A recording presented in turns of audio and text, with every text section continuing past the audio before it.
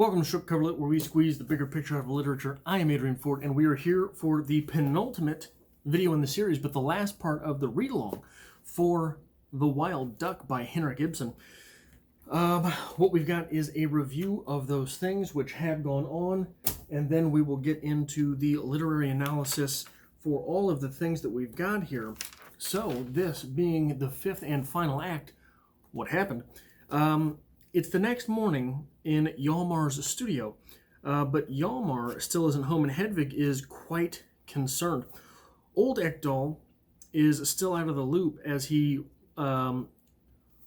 returns from his morning walk. Enter Gregers, of course, who hopes Hjalmar is in the depths of solitude, reflecting, using this time to reflect on those things which might be the future of Hjalmar Ekdal. Enter Relling, who says, nope, Ekdal's down at my place and he's snoring up a storm on my couch. Relling and Gregers then get into it. And Relling says how he's been working with Molvik and Hjalmar, who were both sick, they're both sick. They're both sick individuals. And he's trying to help them through this. They agree that they both feel sorry for the old man. And Relling tells Gregers that his ideals are just lies. They're just strange philosophies to live by. They are weird and extreme things to expect, both of yourself and of other people. And this is really important because it seems to be the entirety of Gregor's motivation, the entirety of Gregor's motivations and motivations socially and personally. And the two seem to be the same. If you really pay attention, he seems to be attempting, in a way, to sort of convert people to his religion, which is a cult of personality, almost. Relling departs as Hedvig appears, and Gregers reminds her that he believes in her. What he means by he believes in her is that he remembers the talk they had, and he's positive that when the time comes, Hedvig will be willing to sacrifice the wild duck in order to reclaim her relationship with her father. Before he himself departs, enter Old Ekdal. Hedvig asks him about shooting the wild duck, and he says no, he would never do such a thing. And she says, what about just ducks in general? How do you shoot ducks? And he says, you want to shoot them in the breast against the feather. And then he leaves.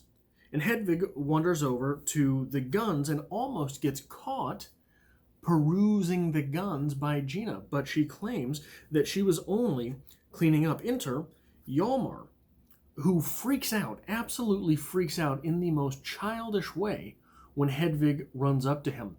Hedvig says, Father, you're back. And he is repulsed. He recoils. He completely abandoned her, it seems, overnight, and now reacts to her as if she were festering. Gina dismisses the child, and she leaves, quote, without a word. Hjalmar says he needs his books, and the two clatter around and argue.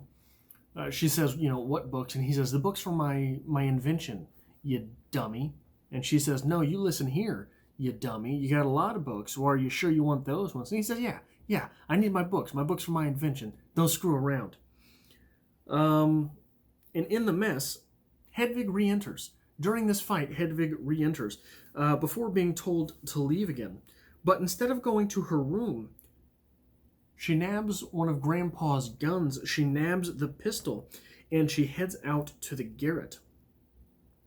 Hjalmar, despite missing his hat, will take his father and all of his and his father's things, and they're going to leave together. They've got nowhere to go. We'll just couch surf for a little while, he says. But, yeah, maybe some coffee first, but they've got to go. They've got to be going, But yeah, perhaps some bread. I mean, some bread wouldn't be bad. He's starving after all. He didn't eat all last night. But they've got to be going. This is serious business. They've got things to do. They've got to find a place to live. They've got to go and they've got to find some place where they can both do their work. They've got to find some place where Grandpa can. Hey, do you have any butter? Is there any butter for this bread? It's kind of dry. That is what Hjalmar spends his time doing until Gregors busts back in and says, "Hey, what are you doing here? You're screwing everything up. You're supposed to be gone." Gina is told to leave and both pack for Hjalmar and prepare a room for him. He's not sure if he's leaving right away. He might have to be back. They've got a lot of stuff. So you just do both. Take care of both of them, will you, Gina? Hjalmar reveals that he's not sure he's not even sure Hedvig has ever loved him. That is the state of mind in which Hjalmar finds himself during this act.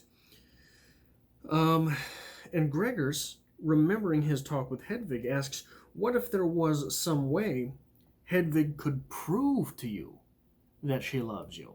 What if there was some way she could just, hypothetically speaking here, she could prove to you that she's always loved you, and she still does. Despite the fact that you're probably not maybe her daddy. And he says it would all be for naught. It wouldn't mean anything. They hear a shot from the garret, and they figure it was old Ekdal. So Gregors herein sort of relays his plan, but sort of doesn't. And so he sort of lays out, it must be old Ekdal out there in the garret. He shot the wild duck, don't you think? And they believe that, and they go on between themselves that he shot the duck on Hedvig's orders until old Ekdal emerges from his room. He does. He strolls out, and it turns out that, yes, it was Hedvig herself. They all rush into the garret, and it turns out Hedvig is dead. She's gone. And when they call up Relling is able to really assess the situation, and he notes that the breast of her dress is singed from the shot. So it was not a ricochet. It appears that it was surely a suicide. The young girl took her own life. So where do we start with this? The first thing that I want to talk about is Gregors and the selfishness that has consumed him in his time away becoming a man. It seems he was living in his father's shadow for so long that when he left and found his own way, he was convinced that this way, well, it must be the only way. And they're all, in their own right, selfish. Gina is selfish in hiding her past. She knew... Now, there is, I will admit, a little bit more mud in the water as far as Gina is concerned. Her character, when being confronted about Hedvig's paternity, is not guilt. It is standoffish, which might be, I think we're led to believe that it is a remnant of guilt. Oh, yeah, no, that's fine. What kind of animal am I that I might have mothered you, a child from another man? What kind of animal am I? Go ahead and abandon her, like a wild beast. But what kind of mother am I? What kind of person am I? That's sort of the energy that she gives off there. And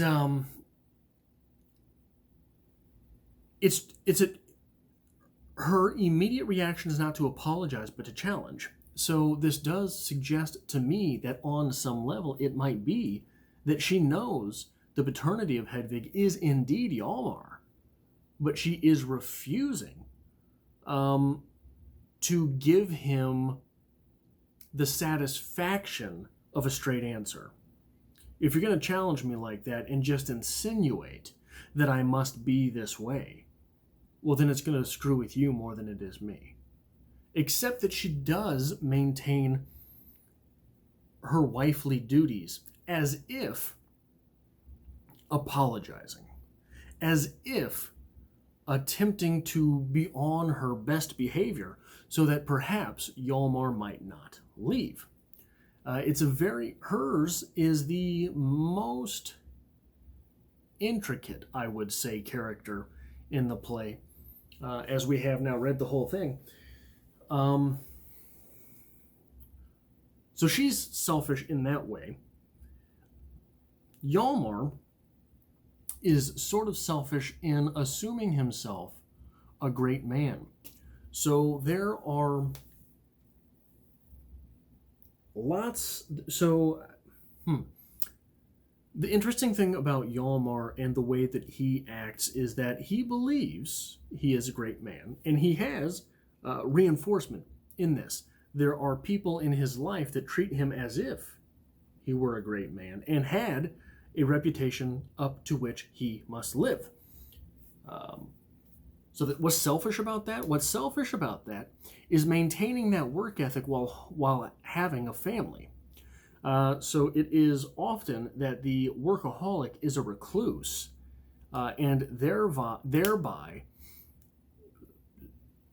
sidesteps the responsibilities of the family man. By sidestepping the responsibilities of the family man, I think that on some level, one dissipates himself of the responsibilities to anyone else, so that selfish behavior, the workaholic behavior, might live itself out.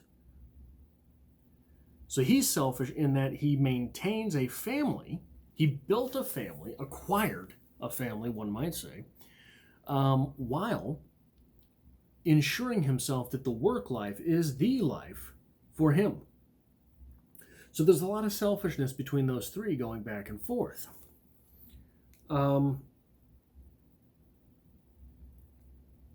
But when we're talking about Hjalmar and his work ethic, it's a hell of a thing because it's sort of a hipster work ethic, I think.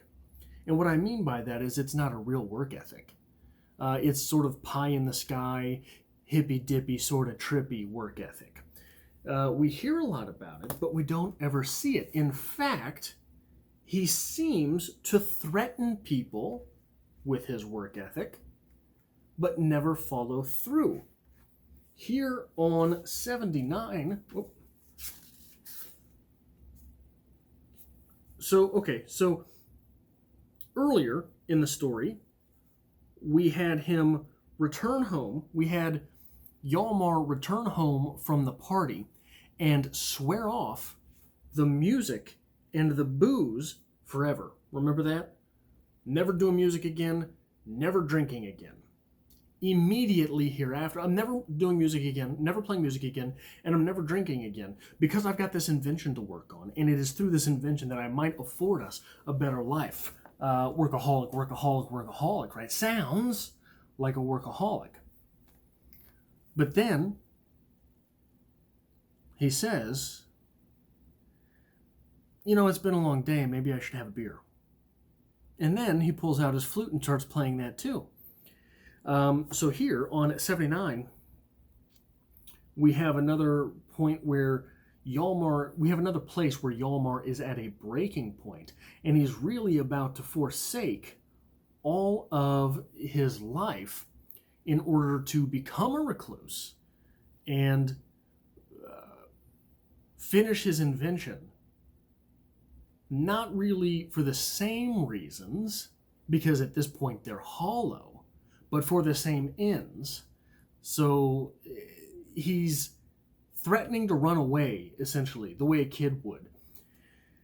And Gina brings him some coffee and some bread, and he says, I'm not doing that. I don't need that. I just need to go, And they're on 79. He drinks a mouthful without thinking of it, and then another of the coffee. And then on 80, I've got to go. I can't do this. We must be going. I have sacrifices to make. And he takes a piece of bread and butter, eats it, and finishes the cup of coffee. Later on, Hjalmar says, "Oh, those two brutes, those slaves of all the vices, a hat must be procured. Some arrangements must be made, for I have no mind to throw away my life either." And he looks for something on the tray. "What are you looking for?" "Butter." "I'll go get some at once," Gina says. So he has this this way about him of threatening abstinence, of threatening absence, of threatening his work, and then going ahead and giving in to all the vices that he wanted anyway. So this reminded me of a quote from Marcus Aurelius in Meditations, but I pulled out my edition of Meditations by Marcus Aurelius, and I couldn't find it. So I Googled sort of key terms about it, and I don't remember the quote being in this way. Maybe it's just due to translation. So hopefully this is not a forged quote. This sort of loosely is based on the quote that I know from the text, but it is a quote from Meditations by Marcus Aurelius, which says this: "Which is recorded of Socrates, that he was able both to abstain from and to enjoy those things which many are too weak to abstain from and cannot enjoy without excess. But to be strong enough both to bear the one and be sober in the other is the mark of a man who has a perfect and invincible soul." So we're learning here that Hjalmar does not have a perfect and invincible soul. He is not, in fact, a Stoic. He is someone that is all too quick to give in to his vices. He is someone who wants to threaten Stoicism and give in to gluttony anyway. So that is an interesting character quirk, and it's someone who leads himself into the sort of trap that leads us in this play to the place we end up. The place we end up being with the suicide of a young girl.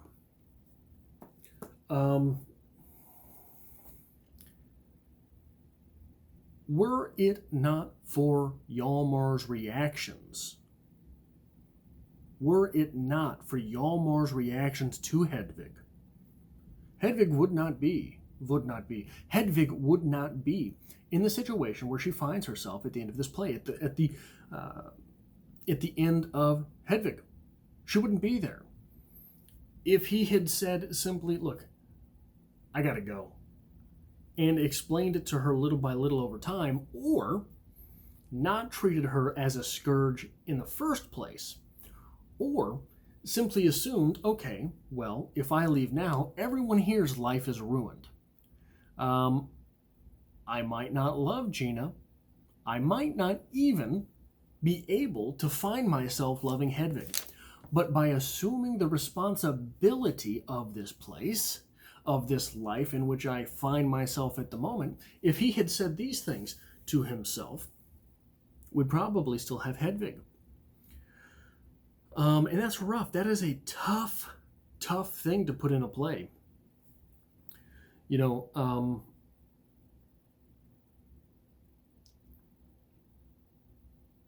To end this play the way that we do, it is almost comical to remember this play where it started. This, essentially, we start this play at the end of a comedy. Essentially, what we're getting there in that opening act between Verley and Mrs. Sorby, essentially that's a marriage. And we go backwards from there to a tragedy. And it's all built up out of ideals. Gregor's ideal that everyone must be perfect and admit all of the worst things of their entire lives, whether it was before the relationship in which they currently find themselves or not. And because of this, the entire Ekdal family unravels. And we even have the idea in the back of our mind that old Ekdal has some smut on the side that is going to be unraveled in the future. Remember all that when Gregors first showed up to Hjalmar's house, and old Ekdal says, "Who's that? Is that the Verley kid? What does he want here? It's not me, is it? He doesn't want me, does he?" So we have to assume that he was sneaking around in Act 1, trying to sneak into the offices for bad reasons, right? That little bit of yarn is still unraveled. It is still raveled. We don't have the conclusion to it yet. The ideals of Gina thinking, look, this is all in the past. If I just don't say shit and no one comes to find out, we're all right. That's kind of dirty, right? That's pretty dirty, right? She was just at the beginning, just trying to save her ass from being a fallen woman and taking that out on old Hjalmar. And then Hjalmar's ideals, this invention is an ideal. So it is interesting to look at things from that scope as well. And I want to pay particular attention to a bit of dialogue that was passed here between old Ekdal and Hedvig. And I'm not sure if this means the same thing in the native tongue of our writer or not, but old Ekdal, when Hedvig says, how would you shoot a wild duck? He says, well, you want to kill it clean, so you probably want to shoot against the feather in the breast. Against the feather. What a strange phrase. After all, you would have to imagine that whether that bullet entered the old duckling with the feather or against, it's going to do enough harm in the breast to finish the job. But there's that old cliche, isn't there? Birds of a feather flock together. Basically, meaning that family sticks together. Now, it doesn't necessarily have to mean family, but when you're looking at birds of a feather, birds of the same species, birds of the same flock, birds of the same type flock together. Birds in a family flock together. So, by instructing Hedvig to shoot against the feather, it is shoot against the family. Hedvig is against the family. Hedvig does not belong to the couple, which is Gina and Hjalmar. She belongs to the couple, which was Gina and Verley. That's against the feather. That's against the family. So she pulls that off. And on 84, we have this brief quote coming to us from Hjalmar. This is as he is talking to Gregors, and Gregors is saying, what if there was some way that that Hedvig could prove to you, old Hjalmar, Hedvig could prove to you that yes, she does indeed love you. If I then asked her, Hedvig, are you willing to renounce that for me? Laughs scornfully. No, thank you. You would hear what answer I would get. And then we get the caption, a pistol shot is heard from within the garret. You would soon hear what answer I should get. Very soon we should hear what answer you would get. It is in the form of a suicide. And the last thing I really want to talk about before we get to the review, the last thing I really want to talk about in the read-along series for The Wild Duck by Henrik Ibsen,